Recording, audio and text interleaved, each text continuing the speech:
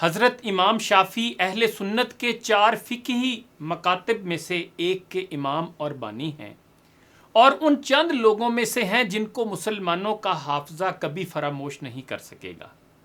امام شافعی نے اپنی زندگی کی مختصر روداد اپنے ایک شاگرد ربیع بن سلیمان سے بیان کی، اور اس شاگرد رشید نے یہ نیکی کی کہ اسے آنے والے زمانوں کے لیے قلم بند کر دیا۔ یہ روداد تھوڑی لمبی ہے لیکن ایمان افروز ہے، اس لیے میں نے سوچا اپنے ناظرین تک بھی پہنچاؤں۔ حضرت امام شافعی فرماتے ہیں کہ جب میں مکہ سے روانہ ہوا تو میری عمر 14 برس تھی، اور میں اس حال میں تھا کہ 2 یمنی چادریں میرے جسم پر تھیں۔ زی طوا پہنچا تو ایک پڑاؤ دکھائی دیا، میں نے دعا سلام کی تو ایک ضعیف العمر شخص میری طرف بڑھا اور مجھے اپنے ساتھ کھانے میں شرکت کی دعوت دی۔ میں نے بے تکلفی سے وہ دعوت قبول کر لی۔ کھانے سے فارغ ہو کر میں نے خدا کا شکر اور اس بڑے میزبان کا شکریہ ادا کیا۔ کھانے کے بعد باتیں ہونے لگیں تو میزبان نے سوال کیا کہ کیا تم مکی ہو؟ میں نے اس بات میں جواب دیا۔ پھر اس نے پوچھا کیا تم قریشی ہو؟ میں نے جواب میں ہاں کہا اور پوچھا کہ چچا آپ کو کیسے معلوم ہوا کہ میں مکی اور قریشی ہوں؟ انہوں نے جواب دیا کہ شہری ہونا تو تمہارے لباس سے ظاہر ہے اور قریشی ہونا تمہارے کھانے سے معلوم ہوا۔ جو شخص دوسروں کے کھانے میں بے تکلفی برتتا ہے وہ یہ بھی چاہتا ہے کہ دوسرے لوگ بھی اس کا کھانا دل کھول کر کھائیں، اور یہ خصلت صرف قریش میں ہے۔ امام کہتے ہیں کہ پھر میں نے اس سے پوچھا کہ آپ کہاں کے رہنے والے ہیں؟ جواب ملا رسول اللہ صلی اللہ علیہ وآلہ وسلم کا شہر میرا وطن ہے۔ میں نے پھر پوچھا کہ مدینے میں کتاب و سنت کا سب سے بڑا عالم اور مفتی کون ہے؟ بزرگ نے جواب دیا قبیلہ بن اسبا کا سردار مالک بن انس یعنی امام مالک۔ امام شافعی کہتے ہیں کہ میں عرض کیا خدا ہی جانتا ہے کہ مجھے امام مالک سے ملنے کا کتنا شوق ہے۔ بوڑھے نے جواب دیا کہ خوش ہو جاؤ، خدا نے تمہارا شوق پورا کر دیا۔ اس بھورے اونٹ کو دیکھو، یہ ہمارا سب سے اچھا اونٹ ہے، تم اسی پر سوار ہوگے، تیار ہو جاؤ، قافلہ کوچ کرنے والا ہے۔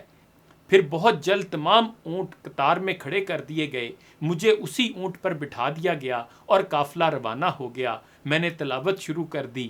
مدینے تک کے سفر میں 16 قرآن پاک ختم ہو گئے، ایک دن میں ختم کر لیتا، دوسرا رات میں۔ 8ویں دن عصر کے وقت ہمارا قافلہ مدینہ میں داخل ہوا، مسجد نبوی صلی اللہ علیہ وآلہ وسلم میں نماز پڑھی، پھر مزار مقدس کے قریب حاضر ہوا، درود و سلام پڑھا۔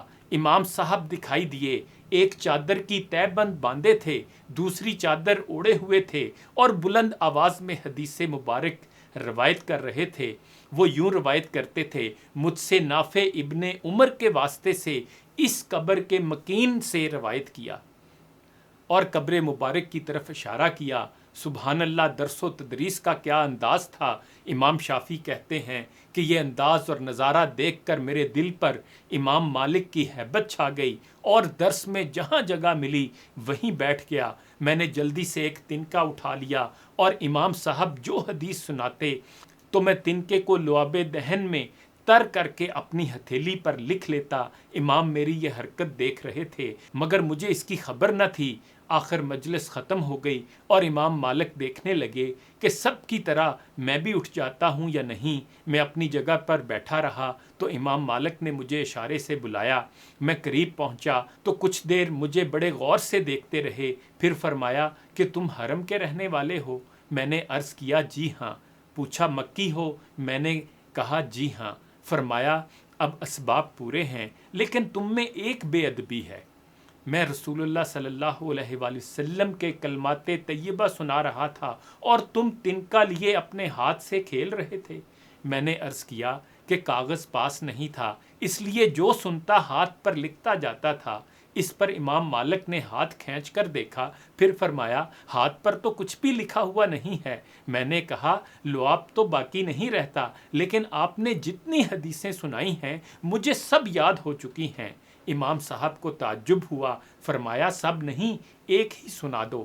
میں نے امام صاحب کے انداز میں اور ہاتھ کے اشارے سے ایک نہیں پوری 25 احادیث جو اس محفل میں بیان ہوئی تھیں سنا دیں۔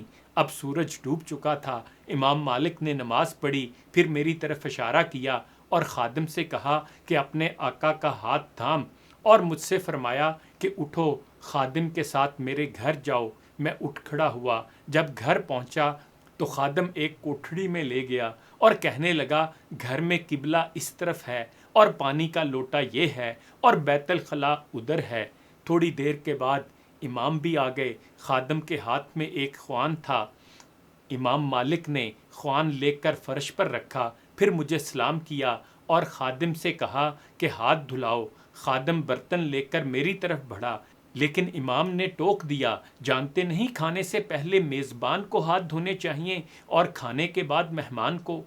امام شافعی کہتے ہیں، میں نے اس کی حکمت پوچھی تو فرمایا کہ میزبان کھانے پر مہمان کو بلاتا ہے، اس لیے اسے خود کھانے کے لیے تیار ہونا چاہیے، اور کھانے کے بعد آخر میں اس لیے کہ ہو سکتا ہے کہ اس دوران کوئی مہمان آ جائے اور اس کے ساتھ کھانے میں شریک ہونا پڑے، اس لیے میزبان کو ہاتھ پہلے نہیں دھونے چاہیے۔ کھانے سے فارغ ہوئے تو امام نے مکہ والوں کے حالات دریافت کیے۔ جب رات زیادہ ہو گئی تو فرمایا، اب تم آرام کرو، پچھلے پہر کوٹھڑی پر دستک ہوئی، خدا کی تم پر رحمت ہو، نماز۔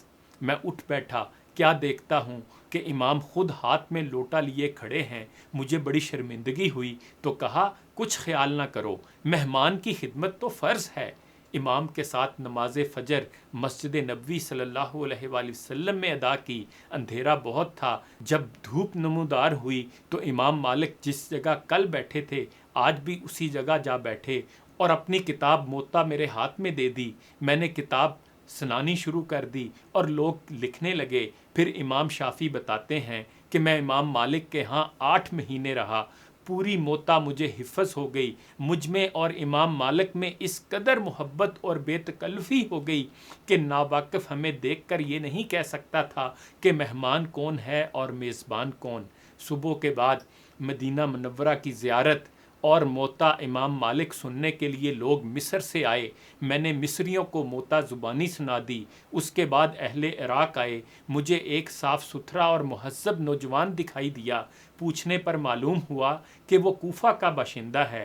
میں نے وہاں کے علماء کے بارے میں پوچھا تو اس نوجوان نے بتایا کہ وہاں ابو یوسف اور محمد بن حسن ہیں جو امام ابو حنیفہ کے شاگرد ہیں۔ امام شافعی کہتے ہیں، یہ سن کر میرے دل میں عراق جانے کا شوق پیدا ہوا۔ میں امام مالک کے پاس گیا کہ ان کا اندیا معلوم کروں۔ انہوں نے حصول علم کے لیے میری حوصلہ افزائی کی اور میرے زادے سفر کا انتظام کر کے مجھے رخصت کرنے کے لیے صبح بقیع تک آئے اور اونچی آواز سے پکارنے لگے، کوفہ کے لیے کون اپنا اونٹ کرائے پر دے گا؟ امام شافعی کہتے ہیں کہ میں نے سن کر عرض کیا کہ آپ کیا کر رہے ہیں؟ نہ تو میرے پاس کوئی رقم ہے اور نہ خود آپ کی حالت اس قابل ہے، پھر کرائے کا اونٹ کیا؟ امام مسکرائے اور فرمانے لگے، کل نماز عشاء کے بعد دروازے پر دستک ہوئی، باہر نکلا تو عبد الرحمن بن قاسم کھڑے تھے۔ یہ امام مالک کے معروف شاگرد تھے۔ امام نے بتایا کہ وہ ہدیہ لائے تھے۔ منت کرنے لگے کہ قبول کر لوں اور ہاتھ میں ایک تھیلی تھما دی۔ تھیلی سے 100 دینار نکلے۔ 50 میں نے اپنے اہل و عیال کے لیے رکھ لیے اور 50 تمہارے لیے۔ پھر امام نے 4 دینار میں اونٹ طے کر لیا اور باقی رقم میرے حوالے کر کے مجھے خدا حافظ کہا۔ اس گفتگو کا دوسرا اور آخری حصہ دوسری ویڈیو میں ملاحظہ فرمائیں۔ انہی گزارشات کے ساتھ اجازت چاہوں گا۔ اپنا خیال رکھیے گا۔ اللہ حافظ۔